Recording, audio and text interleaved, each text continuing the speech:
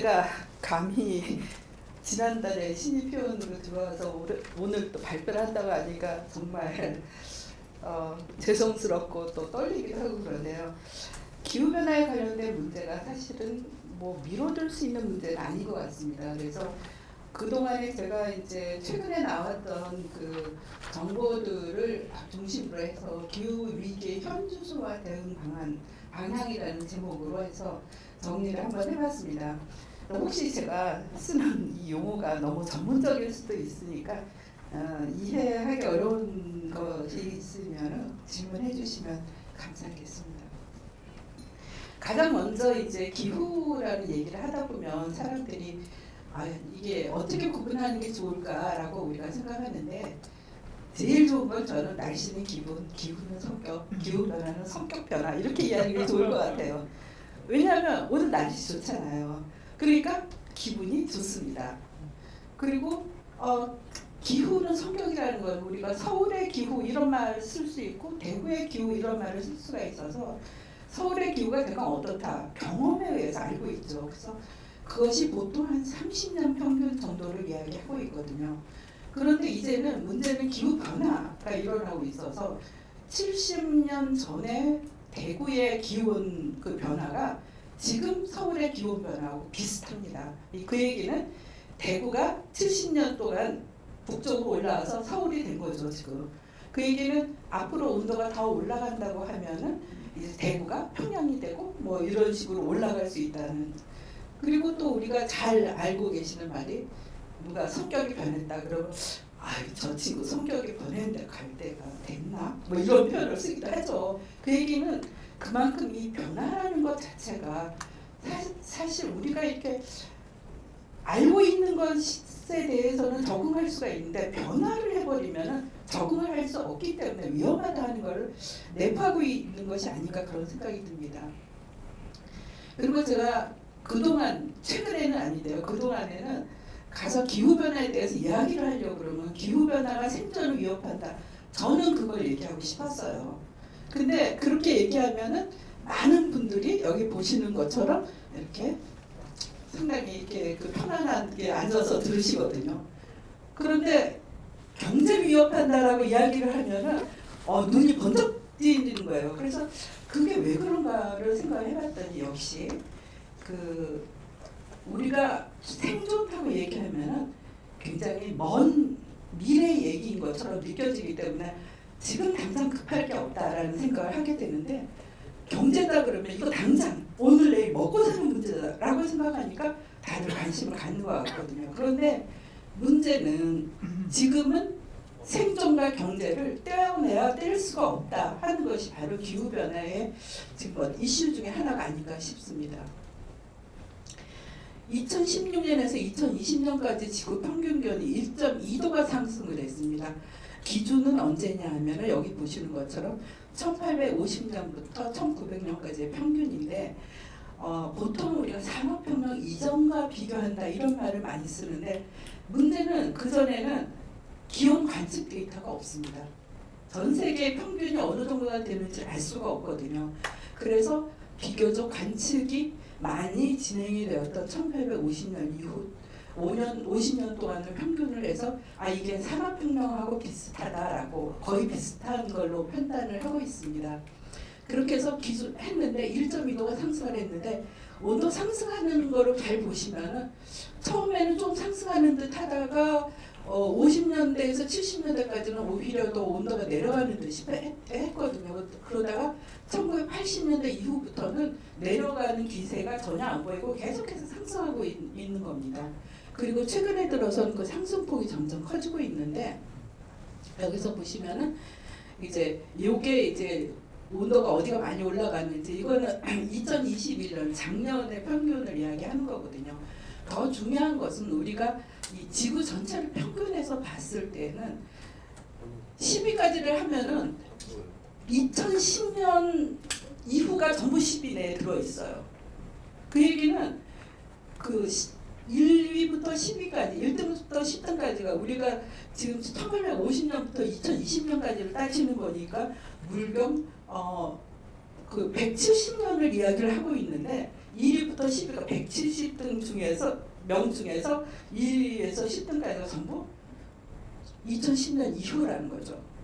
2022년도 이제 평균을 하면 저 안에 10위 내로 또 들어갈 겁니다. 온난화가 진행되고 있는 것이 그냥 단순히 한 해 더웠다라는 것을 의미하는 게 아니라 온도가 계속해서 상승하고 있고 지금은 굉장히 더 빠른 속도로 온도가 올라가고 있다는 걸 얘기하는 거고, 또 하나 또 주목해야 될 거는 우리가 1.2도 상승했다 그러면 사실 1.2도는 여기 앉아서 이렇게 갑자기 뛰면은 1.2도 상승하거든요.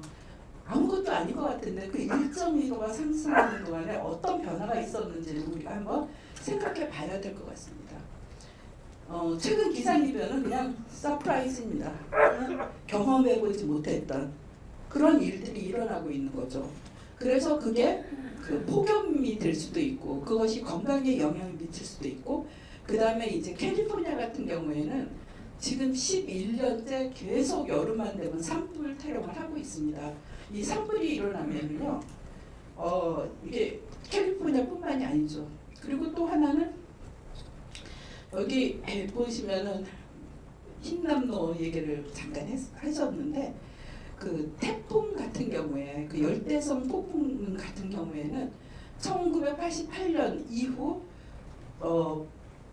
거기에서 오는 비를 이렇게 우리가 계산을 해보면은 매년 1.3%씩 증가하고 있다고 합니다. 그러니까 온난화가 지금 되고 있는데 그와 더불어서 태풍에서 내리는 비의 양도 증가를 하고 있다. 그래서 이번에 흰남노도 그런 얘기가 나온 게 왜냐하면은 주변의 바닷물이, 남쪽의 바닷물이 너무 뜨거웠어요. 바닷물이 1도가 올라가면은 공기 중에 수증기를 7%를 더 많이 증발시킵니다. 그러니까 수증기가 많아지니까 비가 그만큼 더 많이 오게 되는 거죠.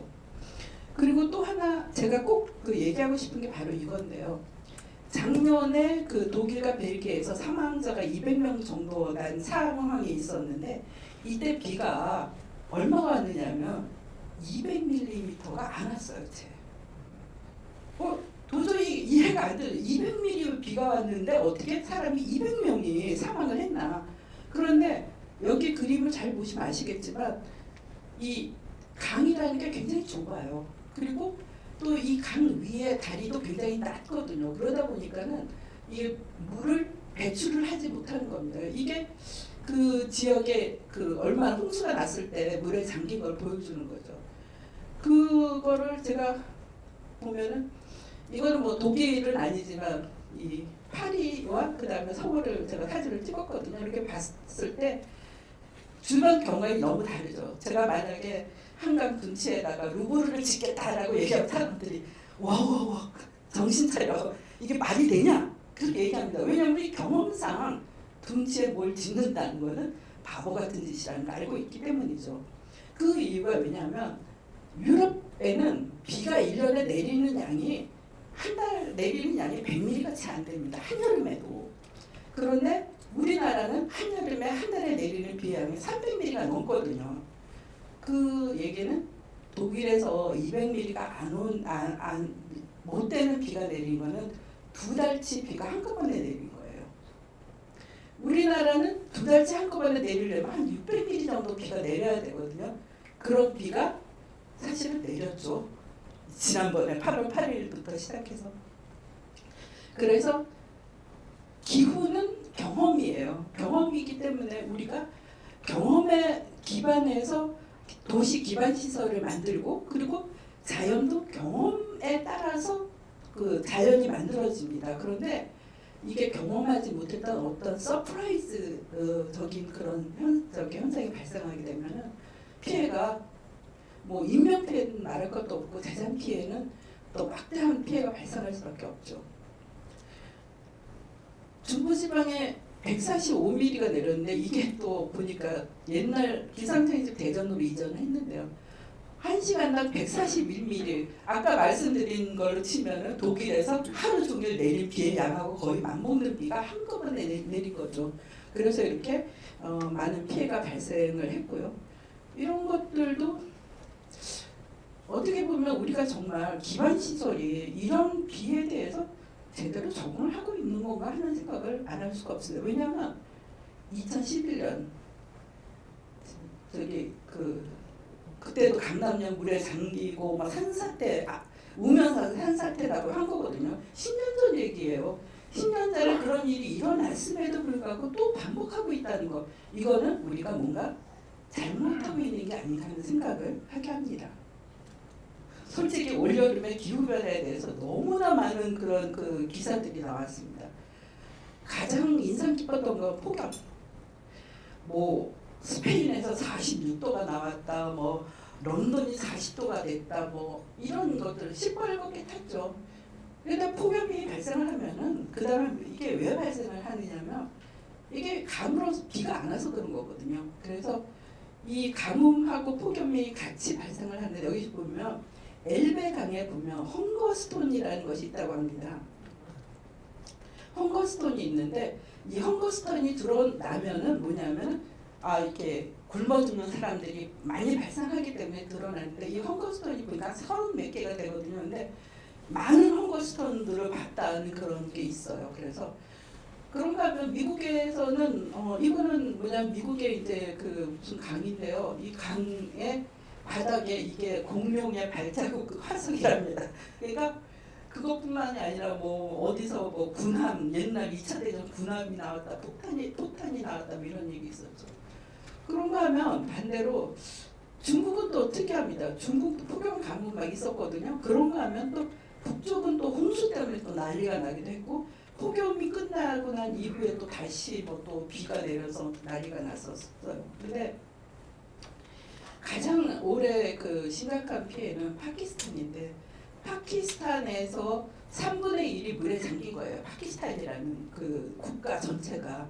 그래서 이 지금 현재 일어나고 있는 어느 지역은 막 불에 타고 어느 지역은 물에 막 들어가고 하는 이런 것들을 실제로 IPCC에서 이제 시뮬레이션 한 것을 보면은요, 5일 누적 강수량이 증가하는 지역을 보면은 그 지역에 파키스탄 이 지역이 포함되어 있습니다. 그 얘기는 뭐냐면 이 파키스탄에서 일어나고 있는 이런 홍수 같은 것들이 이게 그냥 어쩌다 한번 일어난 일인지 앞으로 계속 일어날 것인지, 왜냐하면 파키스탄에서 똑같은 일이 2010년도에도 일어났었습니다.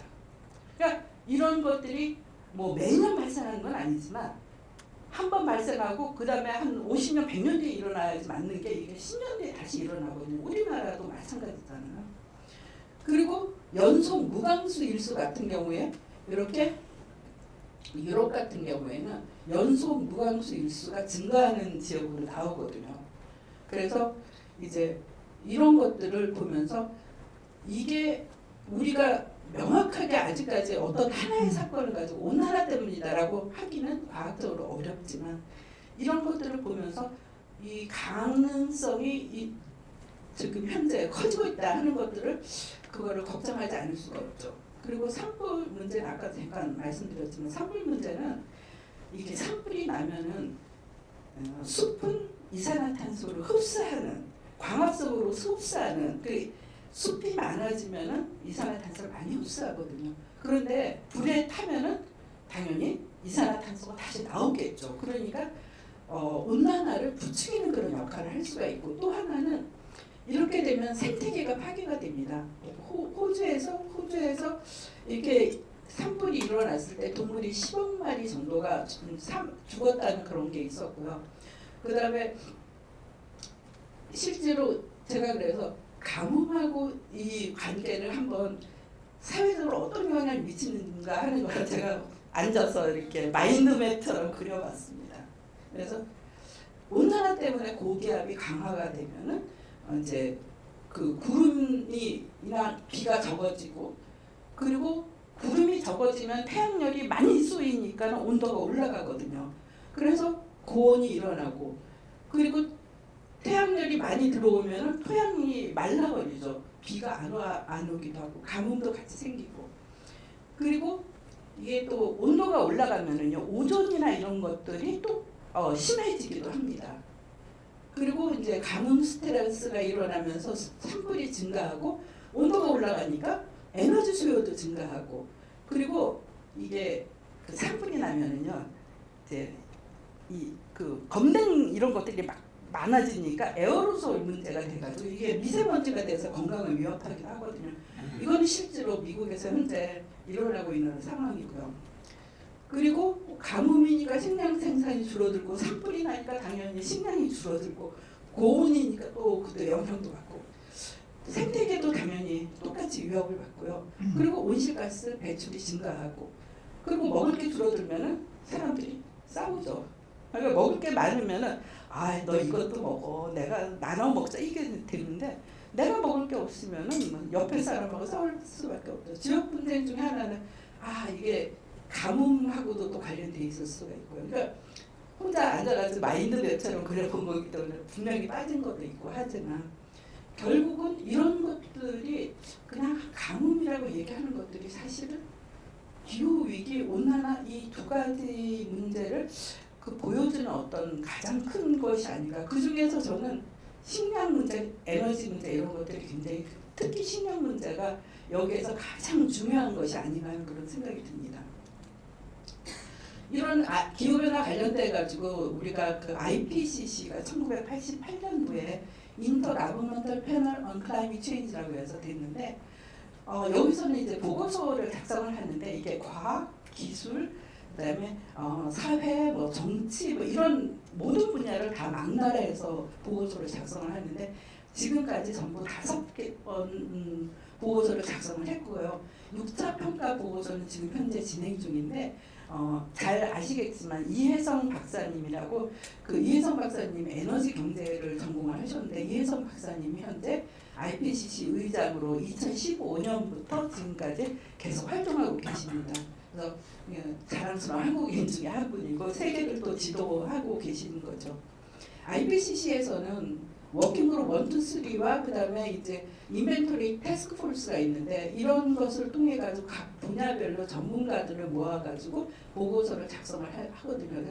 저는 이제 워킹그룹 1 과학적 근거 부분에 참여를 해서 보고서 작성을 기여를 한 바가 있습니다. 그래서 이런 보고서들이 작성이 됐다 하는 것들 제가 이거는 그냥 나중에라도 원하시면 다 저기 하시니까 뭔가 이런 보고서들이 작성했다. 마지막에 이제 보고서 워킹그룹 1, 2, 3를 합쳐서 종합 보고서를 발간할 예정인데 올해 말에 승인될 예정입니다. 아직까지 정확한 그 날짜가 정해지는 않은 것 같습니다. 과학적 근거에 대한 주요 메시지는 기후온난화가 지구온난화가 발생하고 있다. 그리고 이것이 인간 활동 때문이고 이런 것에 의해서 극한 현상들이 더 자주 발생하고 있고 미래에는 증가할 것이다 하는 것들을 얘기를 하고요. 그 다음에 이런 변화들 중에서 일부는 돌이킬 수 없는 변화가 있다 하는 것들이고 그리고 그 온실가스 감축하는 것 말고는 1.5도 이하로 억제할 수 없다. 온실가스 감축하는데 이것도 그냥 감축을 하는 게 아니라 정말 빠른 속도로 어느 정도로 빠른 속도냐면 1년에 7%씩 줄여야 된다고 합니다. 그래서 이런 것들을 이야기를 했고요. 그 내용을 보면은 이제 뭐 온실가스가 어느 정도 됐는지 그다음에 이런 것들은 전부 다 이렇게 그 관측 데이터를 이용해서 했는데 가장 중요한 거는 뭐냐면 이산화탄소 농도를 이게 어떻게 보면은 산업혁명 이전부터 시작해가지고 보여주는데 실제로 천천히 상승을 하고 있다가 갑자기 1950년 이후에는 엄청나게 빠른 속도로 이산화탄소가 증가하고 있다는 거 우리가 알 수가 있어요. 그래서 이게 실제로 화석연료에 의한 것이다 하는 것도 자료를 통해서 알 수가 있고요. 요거는 뭐 중요한 거는 이런 변화하는 것이 수백 년 동안 또는 수천 년 동안 전례 없는 변화다 하는 것들을 지적을 했고요. 온실가스 배출량은 이게 1990년 이후부터 최근 이제 30년 동안인데 보면은 이산화탄소가 굉장히 중요해서 75%는 이산화탄소의 영향이고 하지만 메탄이 18%를 차지하고 있습니다. 그리고 아산화질소라든가 불소화합물 우리 잘 알고 있는 CFC 이런 것들이죠. 이런 것들이 그 온실가스 배출이 이제 증가하고 있다는 것들을 보여주고 있고요.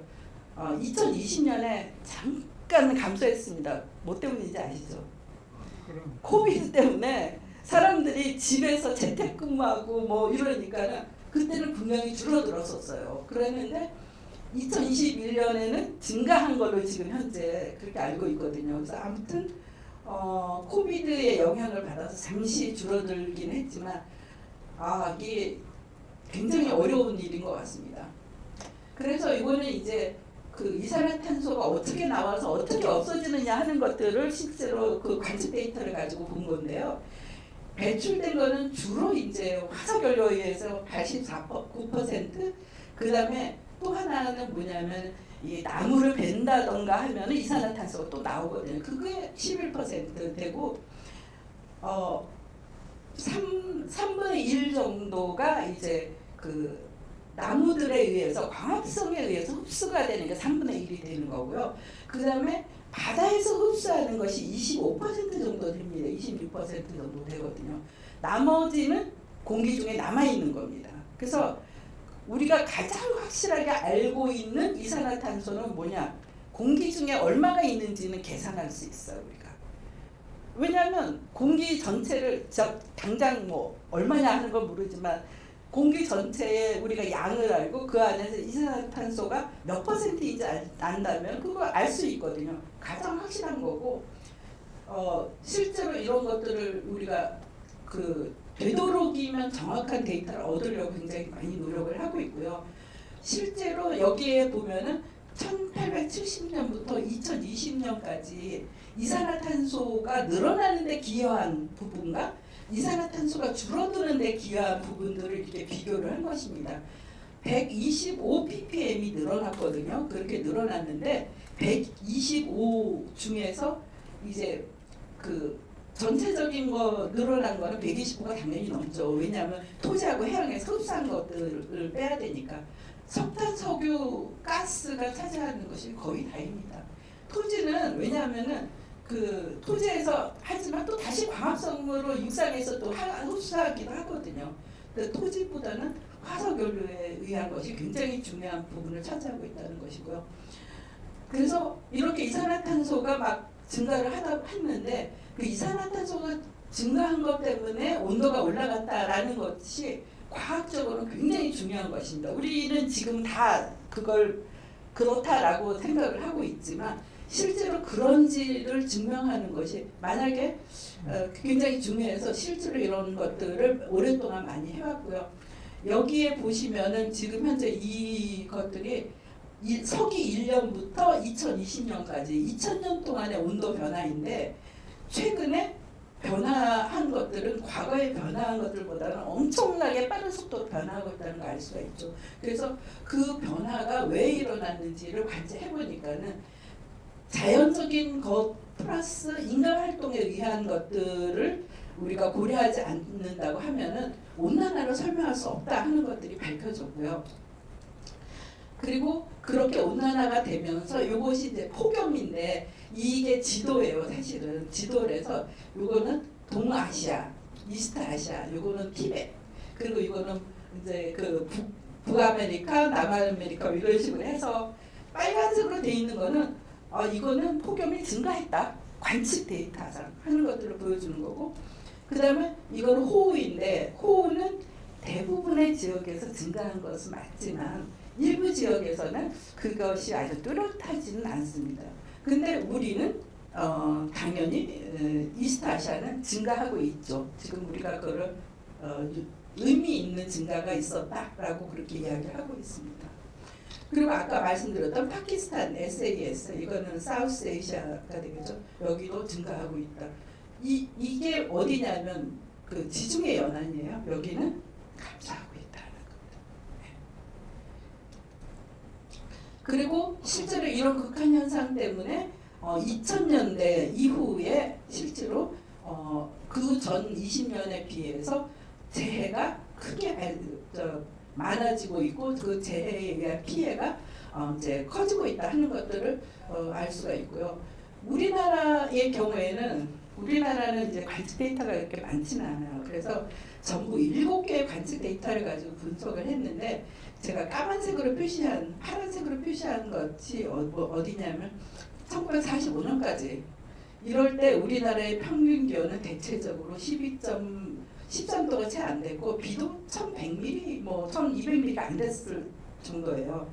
그랬는데 그 다음에 한 40년 동안은 이렇게 온도도 올라가고 했지만 아주 크게 뚜렷하게 온도가 상승하고 강수량도 많아진 건 사실입니다. 최근은 어떤 상황이냐? 최근은 온도가 상승하는 건 확실하게 우리가 알 수 있는데 문제는 비가 오는 이 폭이 변동폭이 어마어마하게 커진 거예요. 그래서 한 해는 홍수 때문에 난리, 한 해는 가뭄 때문에 난리. 뭐 최근에 거의 그런 상황이지 않습니까? 그리고 2021년은 온도가 상당히 높았고 강수량은 뭐 그냥 보통 정도 이렇게 좀 그 비가 적은 정도였고요. 폭염, 뭐 열대야 이런 것들은 증가하는데 서리 같은 거는 확실하게 줄어들고 있습니다. 그래서 우리가 뭐 한파가 늘어났다라고 얘기하는데 제가 봤을 때는 엄살입니다. 왜냐하면 옛날에는 영하 15도 이하인 날도 되게 많았어요. 영하 15도 요즘 서울에서 영하 15도 잘 안 떨어집니다. 그래도 10도 이하로만 내려가면 한파다 그러고서 뭐 그런 얘기를 하거든요. 조금 엄살이 섞였다라고 생각을 합니다. 어떻든 간에 여름이 20일이 길어지고 겨울이 20일이 짧아졌다 하는 것들을 우리가 알 수가 있고요. 어떤 변화가 있었냐면 뭐 자연재해라든가 농업, 산림, 해양, 건강 문제, 에너지 문제 이런 것들이고 이거는 뭐냐면요. 이거는 그 통계청에서 나온 건데 농작물이 어떻게 됐느냐, 뭐 어떻게 서식지가 재배지가 변했는가를 보여주는 건데 전부 다 북쪽으로 올라가고 있습니다.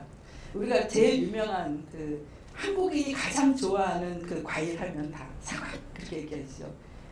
사과가 이게 그 원산지가 어딘지 혹시 아십니까?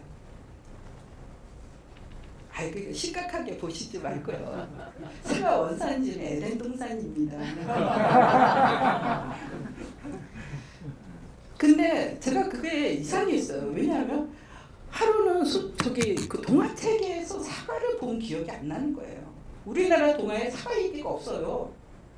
배, 복숭아, 감 이런 거 다 나오거든요. 살구 나오는데 사과는 안 나오더라고요. 그래서 왜 사과가 안 나오지? 그래서 그 다음에 이제 그 사과 원산지 찾아보고 사과가 우리나라에 언제 들어왔나 이런 걸 봤더니 원산지가 에덴이라고 얘기하는 게 의미가 있어요. 왜냐하면 중앙아시아 쪽입니다. 그리고 백설공주도 사과 먹고 죽을 뻔했었죠. 그리고 뭐 생명의 사과 이런 얘기도 있고 뭐 사과 얘기가 이 서양 쪽으로 보면은 그 얘기가 많이 나오는데 우리나라에서는 사과 얘기가 안 나와요. 옛날에 능금이 있었고 뭐 중종 때 들어온 적이 있다 뭐 이런 것들은 있는데 실제로 사과꽃 예쁘다는 얘기를 동화에서 들어본 적이 없습니다. 백꽃 예쁘다는 얘기는 뭐 시조로도 쓰고 다 하잖아요.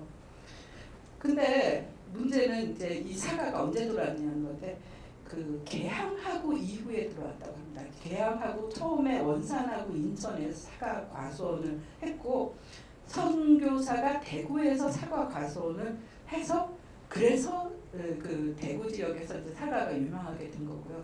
문제는 앞으로 온난화가 되면 사과를 키울 수 있는 지역이 아마도 개마고원 정도가 되지 않을까.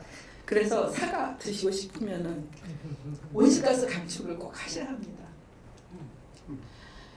생태계 서식지 계절이 각 지역 이거는 이제 각 전 세계를 얘기하는 건데 보면은 이렇게 여러 지역에서 색깔이 진한 것은 확실하게 변화가 나타나고 있다 하는 것들을 보여주는 거고요. 실제로 그런 것 때문에 이제 물 부족, 식량 생산 문제라든가 건강 문제, 그다음에 도시화 사회 기반 시설 저는 이 부분이 굉장히 중요하다고 생각하는 게 결국 우리가 사는 것하고 관련 있는 이야기거든요. 그래서 사회 기반 시설 이게 결국 뭐냐면은 재해가 나가지고 뭐 이제 침수가 됐다 이런 얘기도 되고 뭐 도로가 파괴됐다 그런 얘기들이거든요. 거의 다 마이너스입니다. 마이너스란 얘기는 이거는 피해를 우리가 보고 있다는 걸 얘기하는 거죠. 식량 같은 경우에는 이게 어떤 경우에는 보면 식량이 북쪽으로 이렇게 이동을 하는 거지 생산하는 지역이 뭐 줄어들지 않을 수도 있어요. 그래서 플러스 마이너스인 그런 게 조금 있긴 합니다. 그렇지만 결과적으로 이게 어느 정도 이상 올라가 버리게 되면은 그 피해가 우리가 상상하는 것 이상으로 커질 것이라고 예상을 하고 있고요. 미래를 얘기할 때 우리가 온실가스 시나리오라는 표현을 많이 씁니다. 그래서 온실가스 시나리오를 SSP 시나리오라고 하는데 여기서 보면은 숫자가 여기 여러 개가 있어요. SSP 5 시나리오. 이거는 그냥 시나리오의 순서를 얘기하는 거예요. 그래서 그리고 뒤에 8.5라는 게 있는데 이게 온실 효과의 크기거든요. 숫자가 크면은 안 좋은 겁니다. 온실가가 커진 거니까. 그리고 이 아래 보면은 이제 뭐 2.6 뭐 이렇게 또는 그거보다 더 작은 게 있거든요. 그래서 온실 가스를 많이 배출하게 되면은 이것처럼 이제 그 온실 효과가 커지고 이제 우리가 많이 줄이게 되면은 이제 줄어들게 되는데요. 이런 것들을 할 때 이건 이산화탄소인데 사실은 메탄이라던가 아산화질소의 경우에도 이렇게 그 온난화를 줄여야 되는 그런 시나리오에서 보면은 같이 이렇게 줄어든다 하는 것들을 우리가 알 수가 있습니다. 그래서 각각의 이런 시나리오는 뭡니까? 시나리오는 우리 예전에 그래 결정해서 이런 거 있잖아요. 그거 보면은 시나리오 A, B, C, D 이렇게 하는 것처럼 여러 종류의 미래를 가정하는 겁니다. 그래서 그 가정을 했을 때 온도가 몇 도가 올라갔는지 봐가지고 이 정도면 우리가 견뎌낼 수 있다 또는 없다 하는 것들을 판단하게 되는 거죠.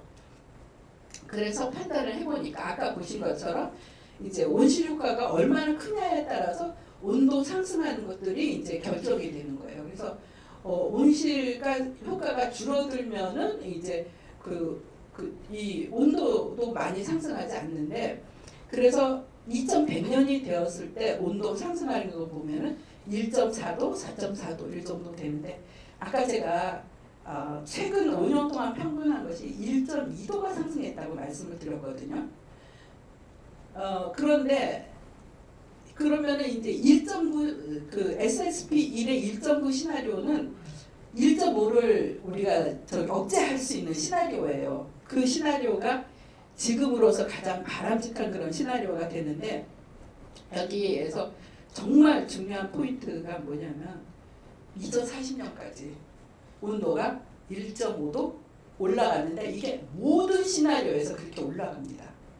그 이야기는 뭐냐면 지금까지 우리가 배출했던 이 온실가스가 앞으로 20년 동안에는 온도가 계속 올라가게 할 것이다. 그리고 우리가 지금부터 온실가스를 배출을 줄여줘야지만 미래에 안 올라가게 할 수 있다 하는 겁니다. 그러니까는 이게 미래라고 얘기하는 것이 지금 우리가 액션을 취하지 않으면 미래를 바꿀 수가 없어요. 그래서 지금의 문제이고 또 하나는 아까 1.2도가 지금 상승하는 이 상황에서도 뭐 홍수에다 폭염에다 가뭄에다 어마어마한 그런 재해들이 일어나고 있거든요. 근데 여기다가 0.3도가 더 증가한다고 하면 그게 얼마나 큰 재해가 일어날지 아무도 모릅니다. 왜냐하면 경험해보지 못했기 때문이에요. 기상청에서 예보 잘못했다고 할 때마다 하는 얘기가 있잖아요. 요즘 기후변화 때문에 예보하기 정말 어렵습니다. 이런 표현하는 게 아니 왜냐하면 저도 겪어봤어야지 그런 일이 일어날 수 있다라고 얘기를 하는 거지. 겪어보지도 않았던 그런 일이 일어날 것이라고 어떻게 얘기를 하겠습니까? 그래서 제가 여기에 감히 썼던 이야기가 바로 2040년 지구 평균 기온이 1.5도씩 상승하는 건 이미 정해진 미래이다. 그러면 앞으로 1.5도가 상승하는 건 정해졌는데 그 이후를 어떻게 바꿀 것인가는 지금 우리가 해야 되는 일이거든요. 그리고 또 하나는 1.5도 상승하면은 괜찮습니까? 안 괜찮아요. 저는 항상 답답한 게 그거예요.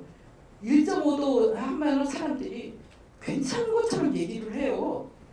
근데 1.2도밖에 상승하지 않은 지금에 나오는 이런 그 태풍이든 폭우든 이런 것들을 우리가 이미 사회적으로 엄청난 피해가 발생하고 있는데 추가적으로 온도가 더 올라가면은 이게 어떻게 괜찮겠습니까?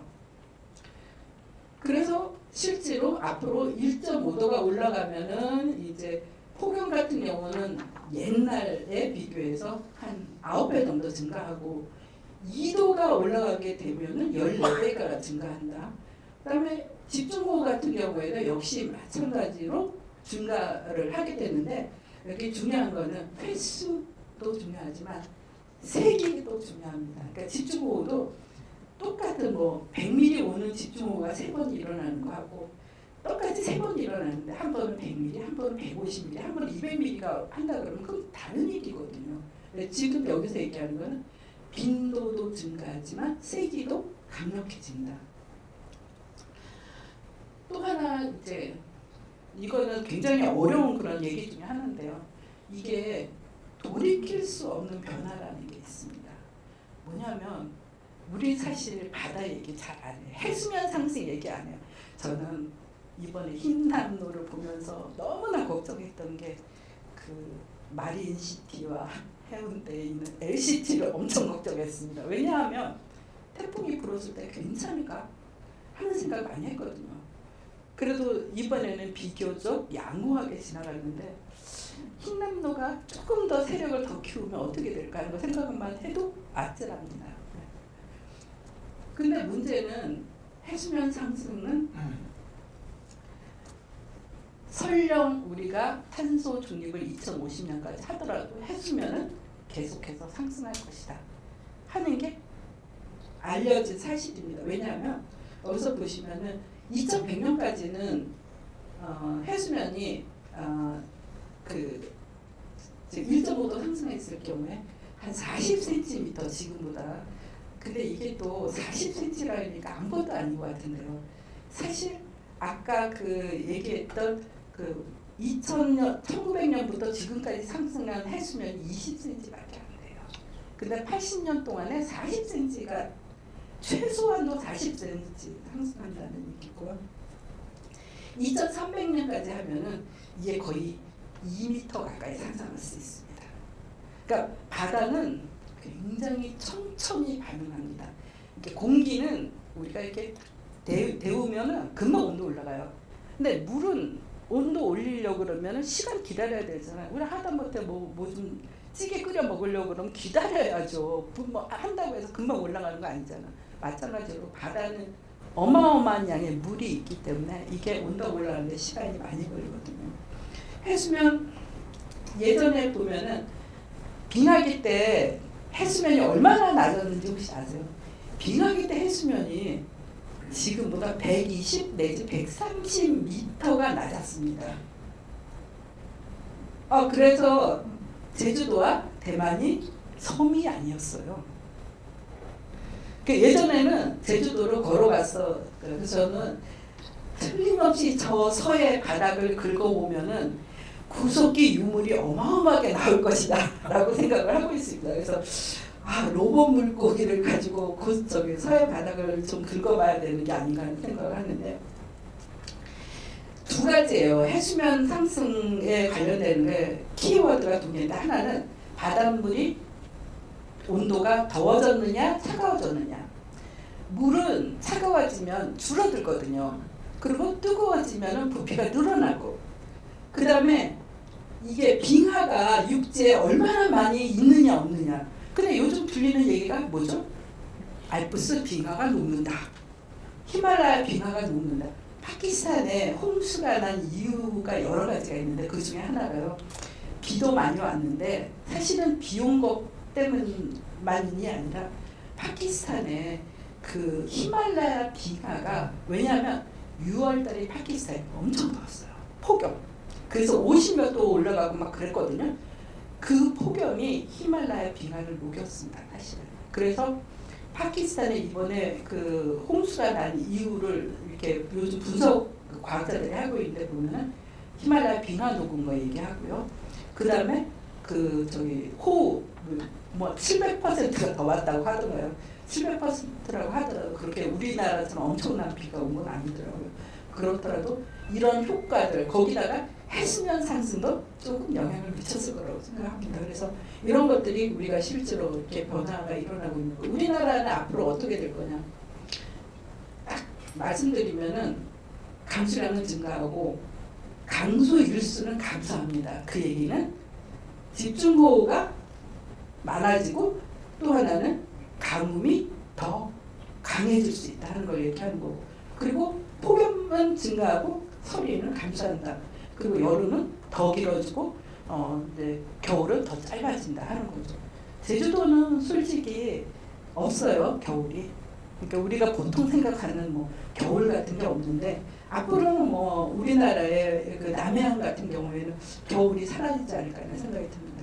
그리고 이 아시아 지역을 보면 아시아 지역에서 똑같은 얘기인데요. 집중호우 얘기하고 있고, 그 다음에 산사태 발생할 수 있다. 그 다음에 가뭄 얘기하고 있고, 그리고 열대 폭풍이 강해지고 수 있고, 또 하나 포인트는 열대 폭풍이 더 북쪽으로 이동할 수 있다. 우리나라가 사실 열대 폭풍 진로 중에서 북쪽에 있는 나라거든요. 그러니까 우리나라 쪽으로도 태풍이 더 자주 올 수 있다는 것들을 우려하지 않을 수 없습니다. 그래서 여러 가지 함수소 해가지고 뭐 온도가 상승을 하고, 그리고 산불 뭐 이런 거까지 해가지고 정리를 했는데, 제가 중요한 거는 우리가 기후 위기라는 걸 확실히 알아야 돼요. 지금 당장 행동해야 된다 알아야 되고요. 그 다음에 모든 사람들이 공감대를 형성을 하고 같이 행동을 해야 된다는 거, 이게 저는 지금 우리가 처해 있는 현주소가 아닐까 이런 생각이 들고요.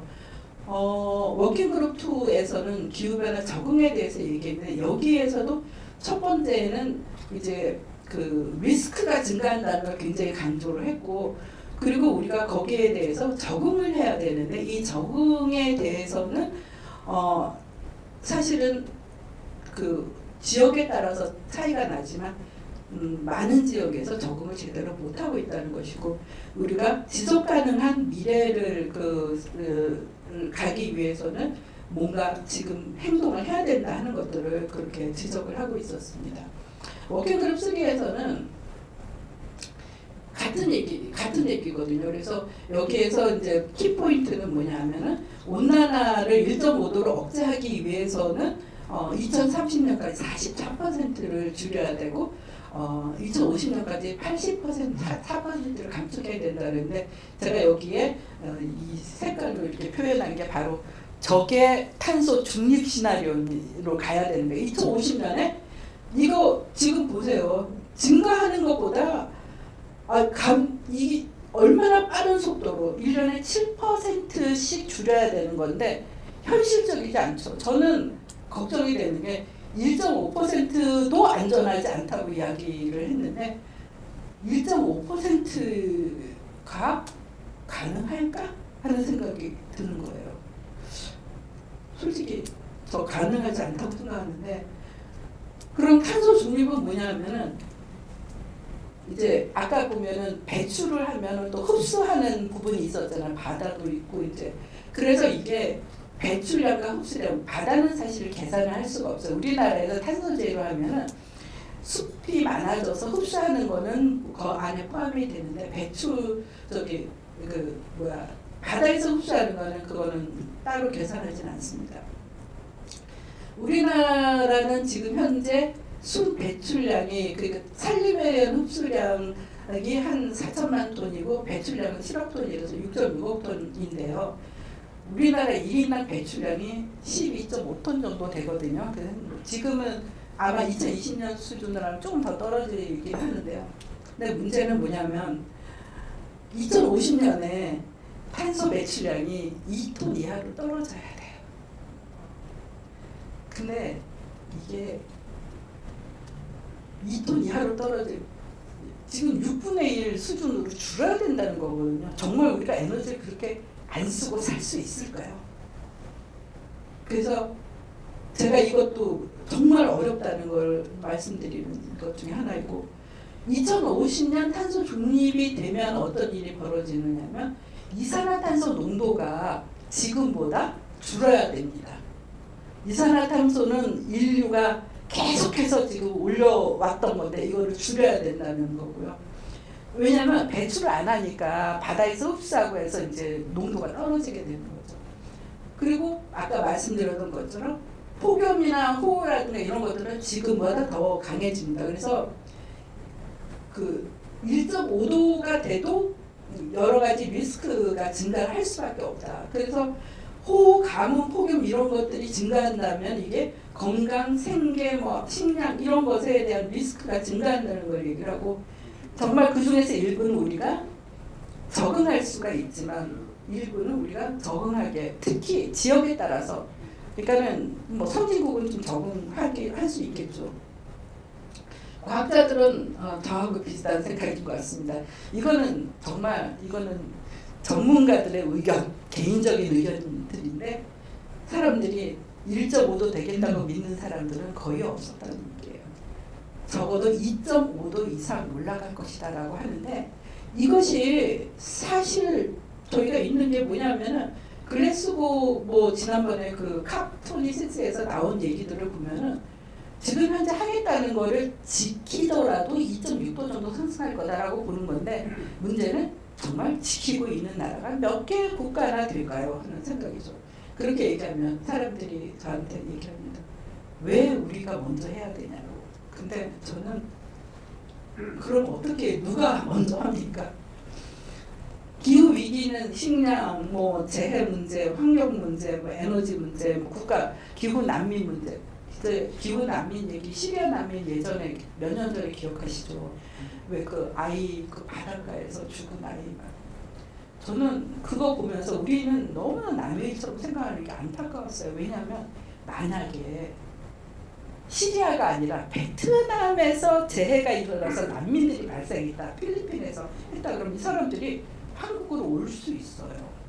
그랬을 때 우리가 정말 이 사람들을 받아들일 수 있겠는가? 버릴 것인가? 이런 것도 지금 생각해야 되는데 그 국가 안보적인 그런 문제이고 지역 갈등이 있겠죠. 기후위기 대응 방안은 1.5도 온난화에서도 경험한 적이 없는 기후재해가 증가한다. 그리고 두 번째는 1.5도 온난화로도 돌이킬 수 없는 변화가 있다. 그 바닷물이 상승하는 문제 같은 거요. 그리고 문제는 기후변화 대응이 정말 실패할 가능성이 높다는 것이고, 그리고 기후 문제는 지속가능한 발전 모든 분야에 위협을 줍니다. 그리고 기후변화에서 정말 안타까운 게 가해자하고 피해자가 다르기 때문에 행동 실천이 어려운 게 아닌가. 기후변화 대응 방안은 사실은 보통 우리는 탄소 중립만 이야기합니다. 그런데 저는 오늘 이 자리에서 얘기하고 싶은 거는 2040년까지 1.5도 상승했을 때 우리가 대응하지 않으면은 이번 집중호우와 같은 사건이 더 큰 사건들이 발생할 수밖에 없다. 그러니까 적응도 해야 된다. 적응이 돈이 들어요. 사실 돈이 들지만 그래도 적응을 하지 않으면은 이거는 정말 누가 피해를 봅니까? 결국 취약계층들이더라고요. 그 고층 아파트에 사시는 분들보다는 지하에 사시는 분들이 피해를 보는 거죠. 그리고 또 하나는 사회적인 대전환 얘기도 굉장히 중요하지만 저는 이런 걸 하면서 주먹구구식으로 해서는 절대로 안 되겠다. 이게 정말 데이터에 근거하고 과학에 근거해가지고 대응을 해야 되겠다 하는 걸 말씀을 드리고 싶고요. 그래서 뭐 이제 기후변화가 어떻게 미치는지, 그래서 이제 예경보 같은 것도 중요하다 하는 것도 말씀드리고 싶고, 피해자, 아까 가해자는 아시죠? 선진국에 뭐 이런 사람들이다라는 거죠. 저희도 거기에 당연히 포함이 되고요. 그래서 피해자는 개도국, 뭐 동남아시아 같은 경우에는 피해가 일어났을 때 극복하기 굉장히 어렵습니다. 취약계층, 그리고 지금 여기 계신 분들이 아니라 미래 세대, 그리고 인간보다는 자연생태계, 생물종 멸종 같은 것도 이거 많이 일어나고 있죠. 이거 제가 이제 그 세계 경제 포럼에서 얘기했다고 해서 제가 봤거든요. 답답하고 진짜 그런 게 뭐냐면 향후 10년 동안의 세계 위기 요인에 기후행동 실패라는 말이 나오는데 더 아이러니 아닙니까? 뭐냐면 세계 지도자라는 분들이 모여서 기후행동이 실패하는 게 위기 요인이다라고 얘기했다는 얘기는 기후행동을 주도해야 되는 분들이 앉아서 그런 얘기 했다는 거고, 기후행동이 중요하다는 걸 아는 분들이 그런 얘기를 했다는 거예요. 그래서 저는 이거 볼 때마다 아니 어떻게 저게 위기 요인이 되냐, 저게 위기 요인이 되게 해서는 안 되겠다 하는 생각을 하고 있고요. 인간은 정말 안전한가? 기후 변화만이 문제가 아닙니다. 요즘 뭐 플라스틱도 문제고 뭐 엄청난 여러 가지 문제들이 있는데 또 얘네들이 보면은 서로 또 다른 얘기가 아니에요. 다 연결되어 있는 거거든요. 그래서 인간이 안전할 수 있는 지금 그 안전한 영역이 어디냐면 바로 여기입니다. 여기 초록색으로 되어 있는 부분이거든요. 그 영역에 우리가 하기 위해서는 정말 부단한 노력을 해야 된다 하는 것들을 말씀드리고, 이거는 이제 그 보면은 인간 우리가 개인으로서 뭘 할 수 있는지, 저는 이 중에서 가장 중요한 게 your vote counts, 투표를 잘해야 된다 하는 건데 정책을 요구를 해야 됩니다. 기후변화 대응 정책을 해주십시오 하고 요구를 해야 됩니다. 여러 가지 많아요. 그리고 결론으로 요약으로서 제가 이렇게 정리를 해봤습니다. 그래서 오늘 정말 긴 시간을 걸쳐서 사실 시간 더 주면 더 얘기할 수 있는데 여기까지 하도록 하겠습니다. 네, 경청해 주셔서 감사합니다. 네, 질문 있으시면 질문 받도록 하겠습니다.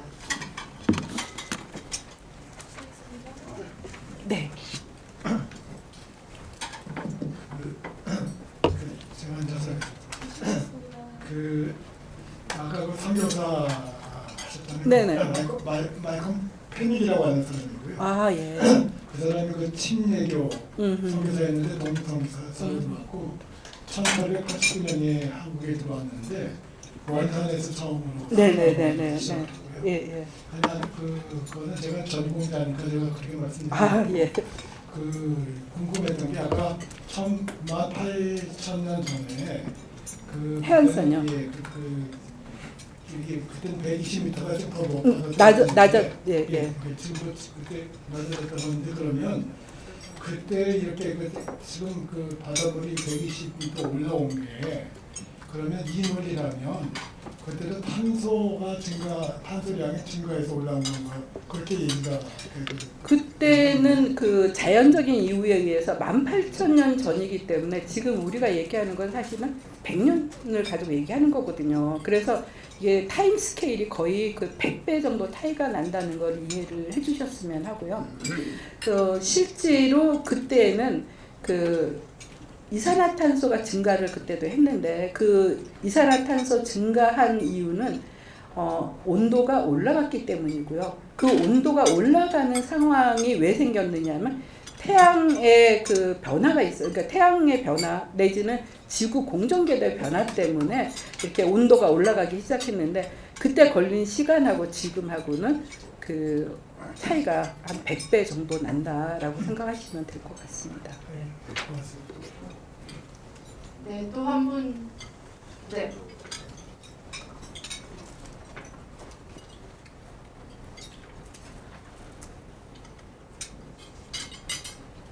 예, 권 박사님 네. 아주 좋은 강의 잘 들었습니다. 네. 그 기후 위기 관련해서 이제 두 가지 측면, 즉 온실가스 저감하는 미티게이션하고 네. 아까 또 이미 이제 우리가 어떻게 하든지 간에 네. 1.5도는 2040년에 도달하게 되면 거기에 따른 이제 적응, 어댑테이션을 얘기해 주셨는데 우리 정부에서 지금 2050 탄소 중립을 위해서 하는 그 저감계 미티게이션 프로그램 하고요. 또 조금 제가 보기에는 좀 미약하다고 생각하는 그 적응 프로그램 관련해서 과연 특히 지난 정부에서 상당히 문제가 많았던 것 같은 느낌이 드는데 어떤 문제점이 있는지, 우리가 2050 탄소 중립을 약속을 했지만 저는 그거 불가능하다고 생각합니다. 예. 그런 거에 대해서 어떻게 평가하시는지, 그리고 또 앞으로 적응을 위해서 특히 중점을 둬야 할 분야가 뭔지 이걸 좀 말씀해 주시면 고맙겠습니다. 감사합니다. 저를 정부로 보내주십시오. 적응 우선 온실가스 문제, 탄소 중립 문제에 대해서는 그나마 목표라도 세웠다는 것이 지난 정부에서 했던 거고, 그러면은 구체적으로 어떻게 해서 줄이겠다 하는 것에 대해서는 사실 로드맵이 없습니다. 그래서 저는 그 이번에 그 로드맵 확실하게 만들어야 된다고 생각을 하고요. 그 로드맵을 만드는 과정에서 저는 기업의 역할도 굉장히 크다고 생각합니다. 물론 이게 정말 피를 깎는 고통이 있을 수밖에 없다는 생각이 들지만 정말 할 수 있는 게 무엇인지, 왜냐하면 일반 시민들이 여기 계신 분들이 한 분 한 분씩 다 줄인다고 하더라도 사실 줄일 수 있는 양이 크진 않거든요. 뭐 잘 아시다시피 어떤 그 기업체에서 이것을 기술을 개발한다든가 이런 부분들이 굉장히 중요하다는 생각을 하고요. 안타깝기만 합니다. 사실 이게 분명히 돼야 되는 문제인데 그러면은 2050년에 안 되면 2060년 되겠느냐. 정말 그것도 정말 그 제가 생각하기엔 암담하게 느껴지고요. 적응에 관련해 가지고는 저는 적응은 중앙정부에서 해야 되는 일도 있지만 사실은 이 지자체에서 해야 되는 일들이 굉장히 많거든요. 왜냐하면 사회 기반 시설 같은 경우에도 사실 뭐 정부에서 다 일괄적으로 하는 게 아니라 지역에 따라서 사회 기반 시설을 어떻게 앞으로 개발할 것이냐 하는 문제가 나와야 되는데 계신 그 지자체의 공무원들의 경우에는 기후변화 담당자가 없습니다. 솔직히 기후변화를 담당하시는 분이 0.3 뭐 이 정도밖에 안 된다고 얘기를 하고요. 이 0.3인이 거의 그 1년마다 바뀝니다. 그러면은 내가 이 업무를 파악도 하기 전에 바뀌다 보니까 정말 체계적으로 계속해서 우리 지역에서 어떻게 해야지 이 기후변화 적응을 할 수 있겠는가. 가령 예를 들어서 가령 경기도라고 하면 경기도에도 바다도 있고 그다음에 논도 있고 밭도 있고 산도 있고 도시도 있고 다 있지 않습니까? 그러면 그 각각의 지역에 따라서 해야 되는 포인트가 뭔지 이런 거를 해야 되는데 그것도 파악이 되고 있지 않고 또 지자체에서 할 수 하는 것 중에 하나가 온실가스 감축을 해야 되는데요. 우리 지역에서 온실가스가 어느 부분에서 가장 많이 나오는지 이런 것도 정말 제대로 파악하고 있는지가 걱정이 되더라고요. 결국은 중앙에서는 목표를 정하고 그 전반적인 로드맵을 해준다 그러면 실제로 이것들이 정말 일어나야 되는 건 지방 정부들인데 지방 정부들은 또 1년 안에 그게 안 되고 있어요. 그래서 이런 부분에 대해서는 저도 여기 계신 분들과 똑같고 정말 이게 잘 돼야 되는데 안 되고 있다는 걸 안타깝게 생각하고요. 적응에 관련된 데서는 그동안에 이렇게 적응센터도 있고 해서 많은 얘기가 있긴 했는데 제가 봤을 때 가장 큰 문제는 이게 한 자리에 전문가가 앉아가지고 계속해서 일을 추진하고 있지 못하다 하는 것이 어떻게 보면 가장 그 문제점이 아닐까 하는 그런 생각이 들더라고요. 이 정도로 그냥 답변 드리도록 하겠습니다. 마지막으로 한 질문만 더 받도록 하겠습니다. 잠시 계속 드시면 됩니다. 아니 저는 질문은 아니고요. 이 탄소 배출, 이 탄소 중립화를 위해서 사실은 금융 쪽에서 상당히 심혈을 기울이고 있습니다. 그러니까 한국은 아직도 다른 그 대륙에 비해서 굉장히 저조한데 제가 지금 SC제일은행 사회이사를 하고 있는데 유럽 쪽에서는 이 탄소 배출을 많이 하는 회사 그리고 아무런 전략이 없이 그냥 있는 회사들은 대출을 중단을 하거든요. 그래서 이게 굉장히 강력한 수단이 될 수 있는데 우리나라는 아직도 그게 굉장히 그 엔트리 스테이지에 있고 우리나라에서 지금 시중은행들이 목표는 갖고 있는데 많은 회사들이 이 ESG에 대해서 실제로 하기보다는 굉장히 이렇게 코스메틱하게 하는 것이 많은데 앞으로 이거는 좀 개선되지 않을까 생각하고 금융적에서도 상당히 이 관심을 기울이고 있다는 걸 말씀드리고 싶습니다. 정말 저도 공감하고 있는 부분인데 결국 뭔가 이런 제도적으로 변화를 시켜서 하게끔 만들어야 되는데 사실 금융 문제도 있지만 제도적인 문제도 있거든요. 얘기하는 것 중에 그 탄소세 정말 안 되면 탄소세 얘기도 있고 이런 것들이 있으니까 이런 게 필요한데 저는 사실 사이언티스트이기 때문에 그런 부분 잘 모릅니다. 근데 여기 계신 선배님들이 어떻게 보면 그런 분야에서 계속 일을 해오셨기 때문에 아마 이런 것들이 방법 중에 하나가 아니겠는가 하는 것도 더 잘 아실 것 같아요. 그래서 제가 오늘 목표는 기후 위기는 이미 내 발 앞에 와 있다. 뭔가 액션을 취해야 된다. 그런데 막 공감을 해주시면 제가 오늘 목적 달성한 걸로 생각합니다. 네, 감사합니다.